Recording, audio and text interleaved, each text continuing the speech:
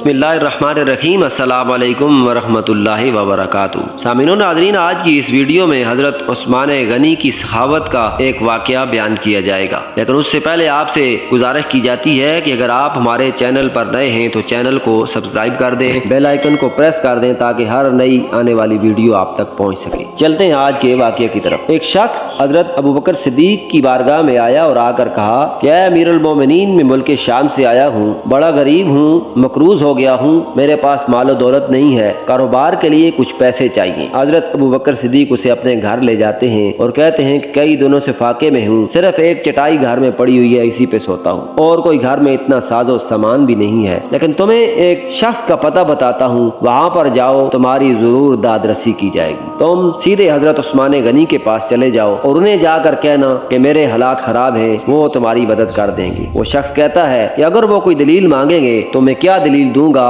हजरत अबू बकर सिद्दीक ने कहा वो दलील नहीं मांगते, तुम जाओ, सिर्फ ये कहना कि मैं मुसलमान हूँ, मेरी मदद कर दीजिए। वो शख्स चला जाता है। दरवाजा उस्मान गनी पे जब जाता है, हजरत उस्मान गनी अपने घर वालों से ये कह रहे हैं कि तुम फजूल खर्ची कर रहे हो, दूध में शहद मिला के पी रहे हो, दूध भी मीठा है, शहद भी मीठा है, दोनों मीठी चीजें तुम पी रहे हो। जब वो शख्स ये बात सुनता है तो वो कहता है कि हजरत अबू बकर सिद्दीक ने मुझे कैसे शख्स के पास भेज दिया, खुद इतने घर में सख्ती कर रहे हैं तो मेरी क्या मदद करेंगे। दस्तक देता है। थोड़ी देर के बाद हजरत उस्मान गनी दरवाजा खोलते हैं तो पहले माजरत करते हैं कि घर वालों को कुछ जरूरी बात समझा रहा था, इसलिए थोड़ी देर हो गई। उसे घर में लेके जाते हैं तो वो शख्स कहता है कि मैं जब उनके घर गया तो मेरी खातर तवाज़ो की गई। सबसे पहले जो चीज मेरे पास लाई गई मेरी मेहमान नवाजी के लिए, वो दूध में शहद मिलाकर मुझे दिया गया। मैं परेशान हो गया कि खुद घर में तो मना करते हैं कि दूध और शहद दोनों चीजें न पियो और मुझे दूध में शहद मिला के दे रहे हैं। थोड़ी देर के बाद गाजर का हलवा आ रहा है। मजीद परेशान हो जाता है कि तीन